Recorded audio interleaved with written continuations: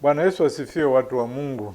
Ndugu mtazamaji na ndugu msikilizaji, naomba niwakaribishe kwenye channel yetu ya Yosh Testimony TV, maana yake ushuhuda wa Yesu. Hii ni channel ambayo inafundisha neno la ufalme wa mbinguni hapa duniani. Kwa hiyo ndugu mtazamaji na msikilizaji, naomba ufungue moyo wako, ulipokee neno la Mungu na uliruhusu lifanye kazi katika maisha yako ya kila siku, sawa sawa na yasemavyo maandiko. Somo letu la leo ni somo la 49 na ni somo la mwisho katika mfululizo wetu kutoka kwenye waraka kwa Waebrania. Somo linatoka katika Waebrania sura ya 13 mstari wa 17 mpaka wa 19. Kichwa cha somo la leo inasema watiini wenye kuwaongoza. Watiini wenye kuwaongoza. Na mpangilio wa somo utakuwa kama ifuatavyo. Tutasoma neno linalohusika na somo letu la leo, mistari ya Waebrania 13 mstari wa 17 mpaka wa 19. Tutakuwa na utangulizi mfupi, alafu tutaangalia lengo la uongozi wa kiroho na vipengele vyake kama alivyoainisha mwandishi. Alafu tutaangalia njia au namna ya kuongoza katika jamii za kiroho. Alafu tutaangalia mwitikio kwa uongozi na vipengele vyake. Na baada ya hapo tutahitimisha ili somo la leo. Kwa nitaanza kwa kusoma kifungu cha maneno kitakachotumika kwenye somo la leo, ambao ni Waebrania sura ya 13 mstari wa 17 mpaka wa 19. Watiini wenye kuwaongoza na kuwanyenyekea, maana wao wanakesha kwa ajili ya roho zenu, kama watu watakaotoa hesabu, ili kwamba wafanye hivyo kwa furaha wala si kwa kuugua, maana isingewafaa ninyi. Tuombeeni, maana tunaamini tuna dhamiri njema, tukitaka kuwa na mwenendo mwema katika mambo yote. Nami nawasihi zaidi sana kufanya hayo, ili nirudishwe kwenu upesi. Tangulizi. Mwandishi wa barua kwa Waebrania sasa amefika mwisho wa ujumbe wake wa kuwatia moyo wa Kristo wa Kiebrania waliokuwa wanapitia changamoto mbalimbali kama tulivyoziona. Mstari wa 19 anaonyesha kwamba hayuko pamoja nao kwa sasa na hajui ni lini ataweza kuja. Kwa hiyo swali la msingi kwake ni nani ataendelea na kazi aliyoanzisha. Hii kazi ya kuwafundisha na kuwatia moyo ili waendelee, wavumilie na wasimame katika imani yao. Nani ataifanya sasa? Jibu la hilo ni kwamba itafanywa na viongozi. Ni viongozi ambao watahakikisha barua hii inasomwa makanisani na kwamba yaliyomo yanaelezwa, na ni viongozi ambao watatumia mafundisho haya na kuyaishi ili wale wanaowaongoza waweze kuiga na wao. Kwa hiyo swala lote linaelekezwa kwa viongozi baada ya yeye kumaliza mafundisho yake katika barua. Na tunajua kwamba kanisa hili lilikuwa na viongozi kwa sababu wametajwa katika maandiko yenyewe, katika waraka wenyewe.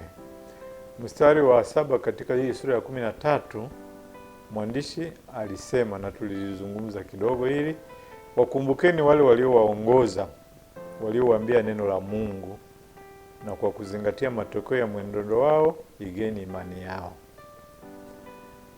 Kwa hiyo kuna viongozi, na hao ni watu walioleta neno la Mungu kwa hawa ndugu zetu wa Kristo wa Kiebrania. na kuwafundisha na kuwashawishi wamfuate Yesu. Na pia katika mstari wa 24 anarejelea viongozi kwa kusema hivi: wasalimieni viongozi wenu wote na watakatifu wote. Wale kutoka Italia wanawasalimu. Kwa hiyo katika salamu hii anataja viongozi kama kundi ambalo linajulikana na watakatifu ndani ya kanisa vile kama kundi jingine. Kwa hiyo viongozi wapo.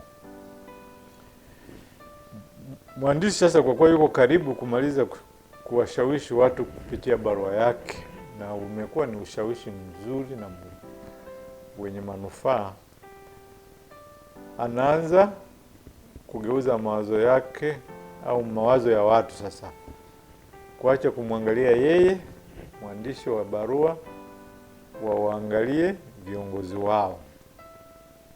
Wakatakapomaliza, viongozi bado watakuwepo na wataendelea na kazi ya kuwa walimu na mifano kwa watu, ili watu waige na waweze kuimarika na waweze kutiwa moyo na yote aliyoyasema na aliyoyafafanua kwa kina kama tulivyoona. Kitu cha kwanza tutakachoangalia hapa ni lengo la uongozi. Mstari wa 17 umewahimiza Wakristo wa Kiebrania watiini wenye kuwaongoza. Kwa hiyo kwenye muktadha huu mwandishi anarejelea viongozi wa kiroho, azungumzie viongozi wengine nje ya hapo. Kwa hivyo kabla hatujazungumzia kwa nini na kwa namna gani tuwatii viongozi, inabidi tufafanue kwa kifupi kusudi na lengo la uongozi wa kiroho. Hawa viongozi tunajua wako viongozi wengine huko, labda kwenye jamii au kwenye serikali au kwenye mataasisi ambako hawa watu wanashughulika, lakini hapa anazungumzia hawa viongozi wao ndani ya kanisa. Na kwa hiyo inabidi tuelewe nini lengo la uongozi ndani ya kanisa. Na huu mstari wa 17, kifungu cha kwanza kinachotuonyesha kinachoelekea kuwa ni lengo ni kile kinachosema maana isingewafaa ninyi. Maana isingewafaa ninyi. Na kifungu cha pili ni kile kisemacho wanakesha kwa ajili ya roho zenu. Haya maneno au mafungu mawili ya maneno yanaweka wazi kwamba lengo la uongozi wa kiroho katika mstari huu ni faida au manufaa kwa watu wanaoongozwa. Tuwatii au tuitikie vizuri kusudi wao na furaha, la sivyo haitatufaa sisi tunaoongozwa. Vile vile hawa watu wanakesha kwa ajili ya roho zetu.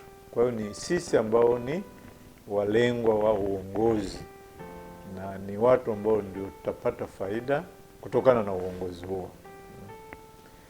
Kwa hiyo lengo la uongozi wa kiroho katika mstari huu ni faida au manufaa kwa watu wanaoongozwa, hasa manufaa ya roho zao. Je, haya manufaa au faida ni yapi? Sasa hii haitoki kwenye huu mstari, lakini tuangalie kitabu kizima kwa sababu tunamaliza kitabu au waraka. Msisitizo katika waraka kwa Waebrania imekuwa ni kuwasaidia waumini kudumu katika imani. Mwandishi alijitwika huo mzigo na ameufanyia kazi vizuri, kuwatia moyo wadumu katika imani yao katika Kristo, wasianguke, wasirudi nyuma. Waebrania sura ya 10 mstari wa 36 inasema mnahitaji saburi ili mkisha kuyafanya mapenzi ya Mungu mpate ile ahadi.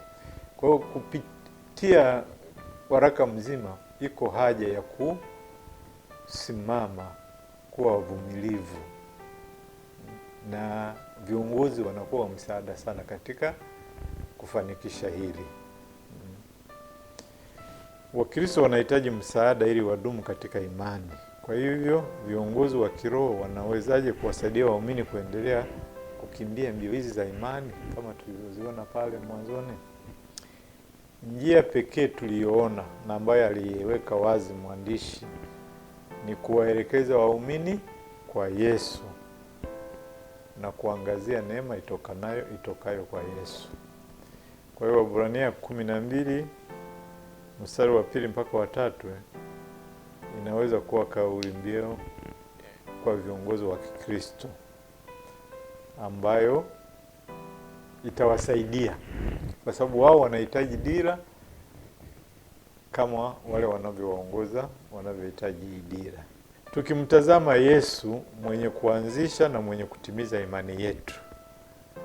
Alafu katika mstari wa 3 anasema mtafakarini ili msije mkachoka mkizimia mioyoni mwenu. Kwa hiyo lengo la viongozi ndani ya kanisa ni kuwasaidia waumini kudumu katika imani kwa kuwaelekeza kwa Yesu na neema anayotoa kila mara. Hii limeelezwa vile vile katika sura ya 10 mstari wa 36 mpaka 39. Kwa hiyo lengo kuu ni kuwasaidia waumini wadumu katika imani yao mpaka wafike mwisho mzuri. Uongozi huu unafanyikaje? Kitu cha 3 ambacho tungeangalia au cha pili ni njia au namna uongozi wa kiroho unafanyika kufuatana na alivyosema mwandishi wetu hapa. Kwa hiyo hapo juu tumefafanua lengo la uongozi wa kiroho ndani ya kanisa kwamba ni kuwasaidia Wakristo au waumini wadumu katika imani yao. Sasa hebu tuangalie namna au jinsi uongozi wa kanisa unavyofanya kazi hii. Je, viongozi wa kiroho waongozaji waumini kwa ufanisi? Hili linaelezwa ama ameeleza katika mstari wa 17. Naomba tuusome tena mstari wa 17. Watiini wenye kuwaongoza na kuwanyenyekea, maana wao wanakesha kwa ajili ya roho zenu, kama watu watakaotoa hesabu, ili kwamba wafanye hivyo kwa furaha wala si kwa kuugua, maana isingewafaa ninyi. Kwa hiyo ndani ya mstari huu mfupi tunaona vifungu 3 vya maneno muhimu vinavyoeleza jukumu la viongozi, lakini sio jukumu tu, na namna wanavyopaswa kuifanya hiyo kazi ya uongozi. Na vinavyoelezwa hapa katika hivi vifungu katika huu mstari, la kwanza ni kwamba viongozi wanakesha kwa ajili ya roho za wanaowaongoza. Cha pili ni kwamba viongozi watatoa hesabu, watawajibika kwa ajili ya hao watu wanaowaongoza. Na cha tatu, viongozi wafanye kazi yao kwa furaha, na hii ni moja kwa moja kwa neema, lakini vile vile kwa mwitikio wa watu wanaoongozwa.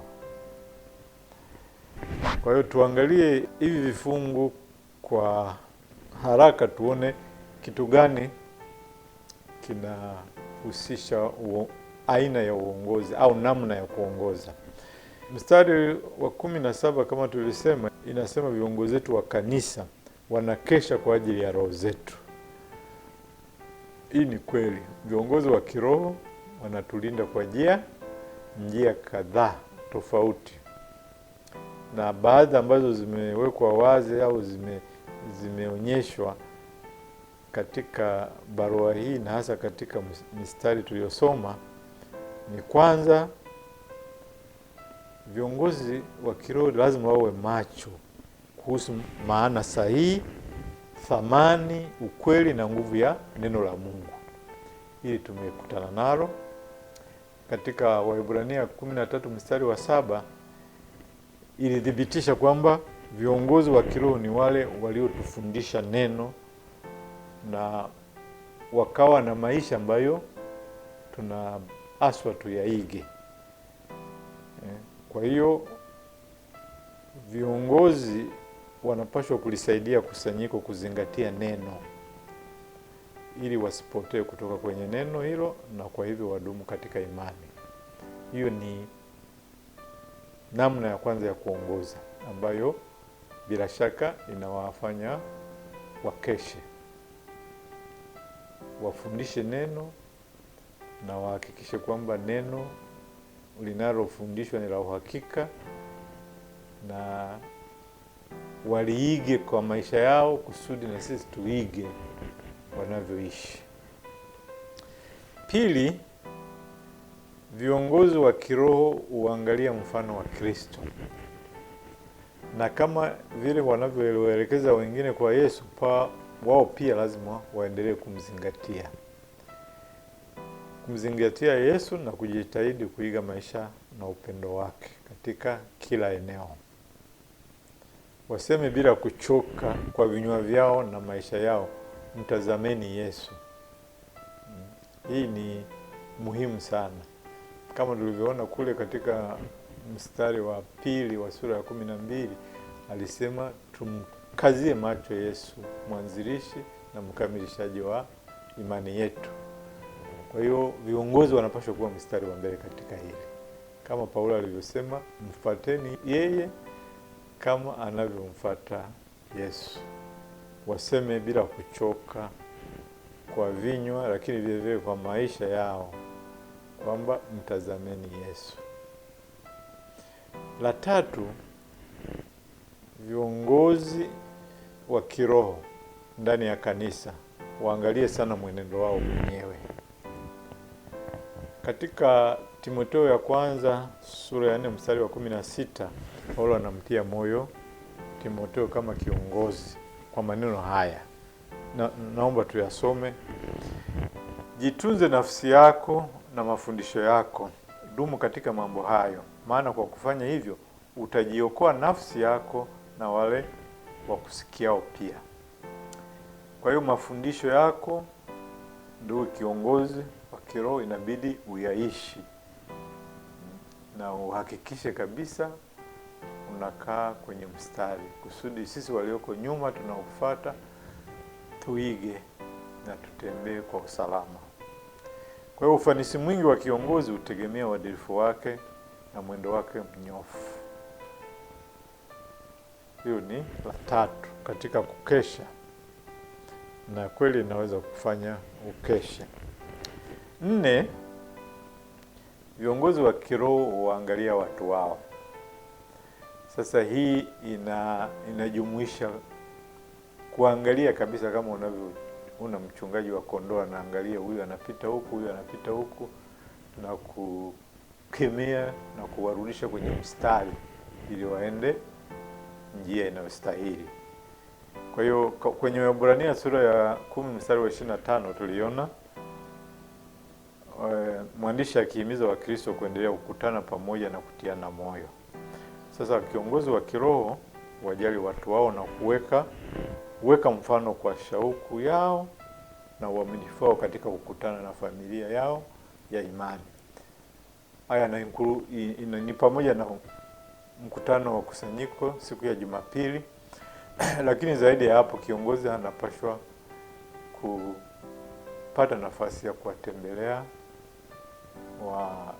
washirika hawa nyumbani kwao na kuwapa msaada wa neno la Mungu, au kunyosha mambo ambayo yanakuwa hayaeleweki katika maisha yao kufuatana na mafundisho ya neno la Mungu. Kwa hiyo, kwa maana hiyo basi, viongozi huwajali watu wao na uweka mfano kwa shauku yao na uaminifu wao katika kutaka kukutana nao, sio tu Jumapili, lakini kama nilivyosema, kila inapowezekana. Viongozi walinda waumini waliokabidhiwa kwao, kama vile Yesu mchungaji mkuu anavyojua kuwatunza na kuwalinda watoto wake, yani kondoo. Kwa hiyo viongozi wa kiroho lazima wawe macho kwa njia nyingi. Hizo zilizotaja hapa ni 4, lakini kati ya hizo unaweza kukuta kimsingi au kiuhalisia kuna njia nyingine ambazo zinaweza zikawepo, lakini mwisho wa siku ni kwamba kiongozi anajua kinachoendelea na anatoa msaada kusudi watu wakae kwenye neno la Mungu, watu wadumu kwenye imani yao, watu waishi maisha ya mafanikio hatimaye. Kitu cha pili ambacho kiko kwenye huu mstari wa 17 ni kwamba viongozi wawe ni wenye furaha. Waebrania 13:17 inahimiza Wakristo kuwatii viongozi wao ili viongozi waweze kufanya kazi yao kwa furaha wala si kwa kuugua.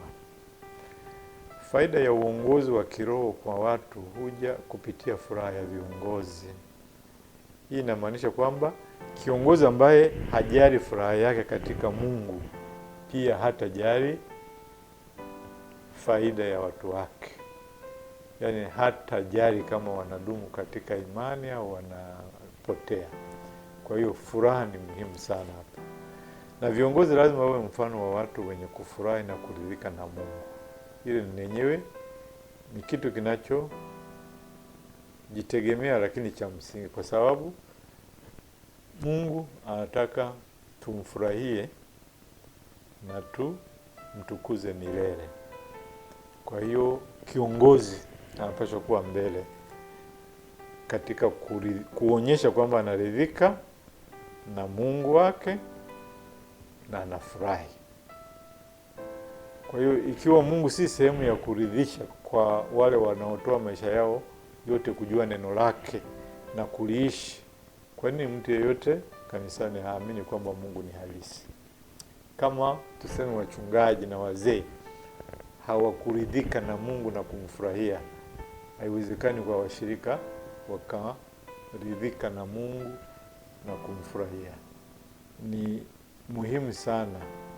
Na kama uamini kwamba ni halisi, yani kama hawaridhiki na Mungu na kumfurahia, na maana huyo Mungu sio halisi. Na kama sio halisi, imani haiwezi kusimama, haiwezi kudumu, itaanguka wakati fulani.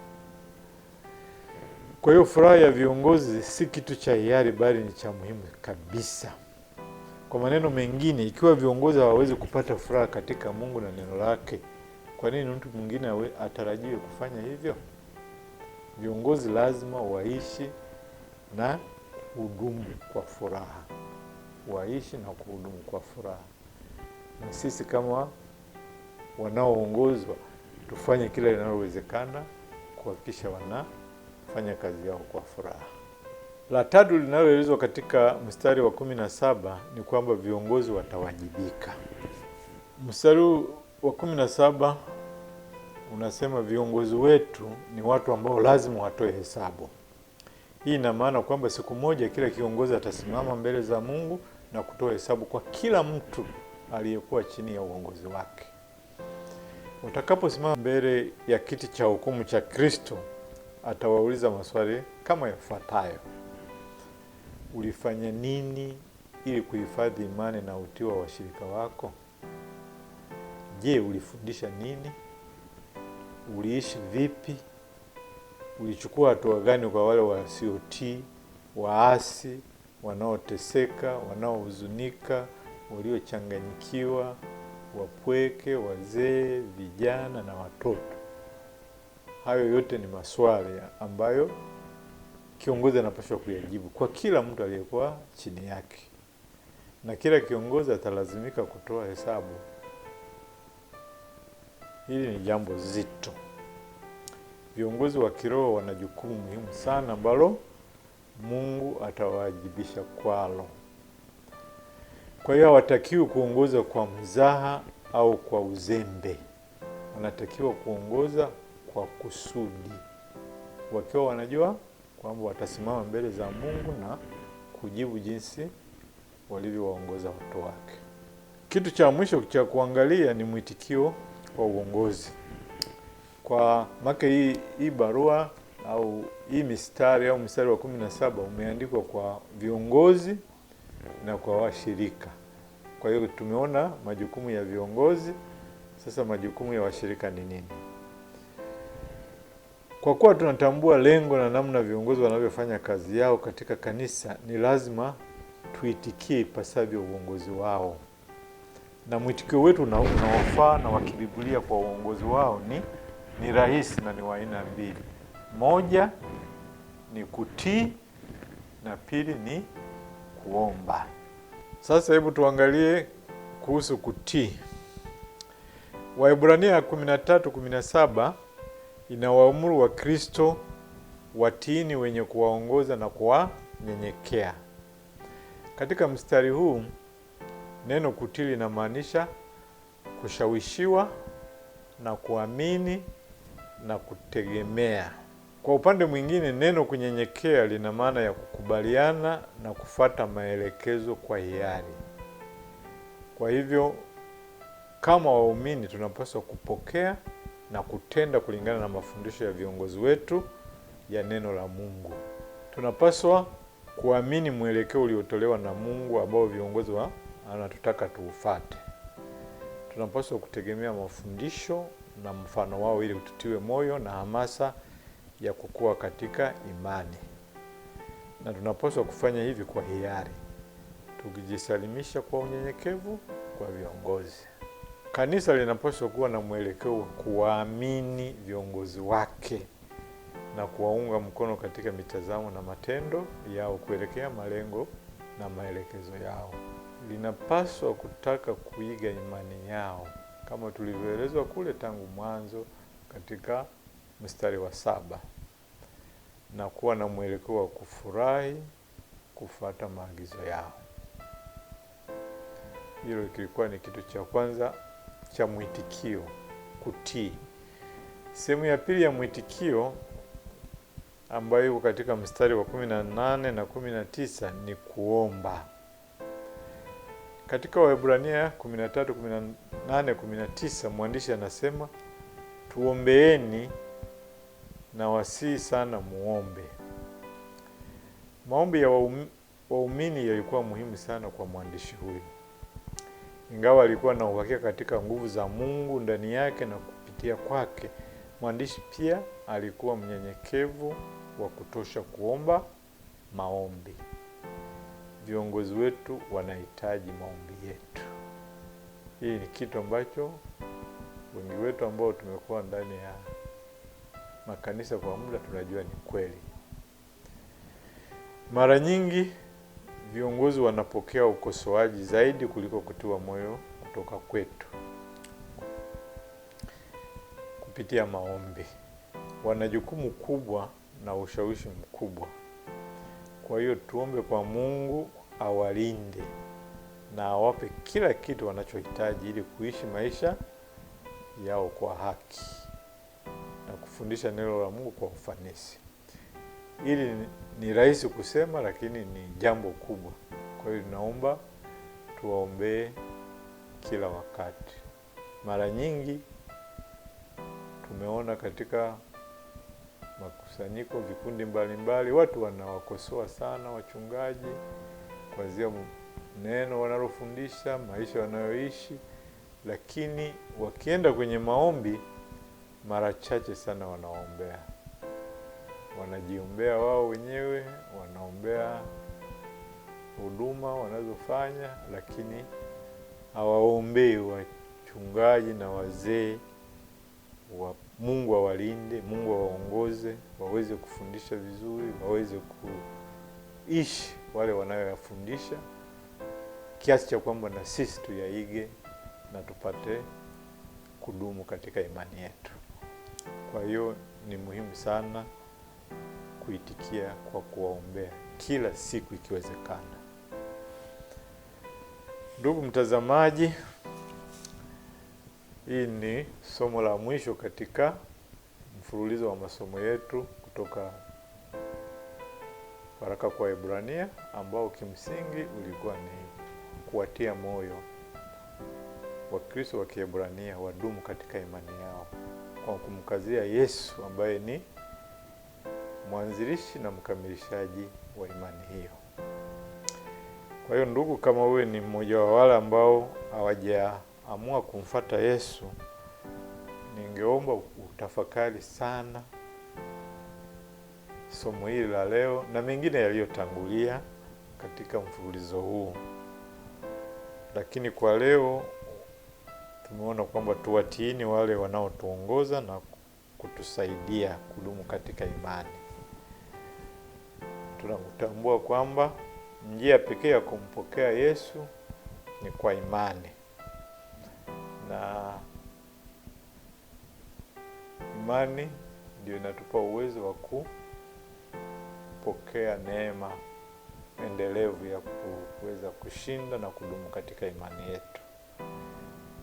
Kwa hiyo ndugu mtazamaji ambaye ulikuwa hujapokea Yesu awe Bwana na Mwokozi wako, kama umeamua kufanya hivyo, na kuomba uombe sala hii pamoja nami. Bwana Yesu, ninakiri mimi ni mwenye dhambi na nahitaji msamaha wako. Naamini ulikufa kwenye nafasi yangu na ukalipa deni langu la dhambi. Najisalimisha kwako uwe Bwana na Mwokozi wangu. Katika jina lako tukufu naomba haya na kuamini. Amina.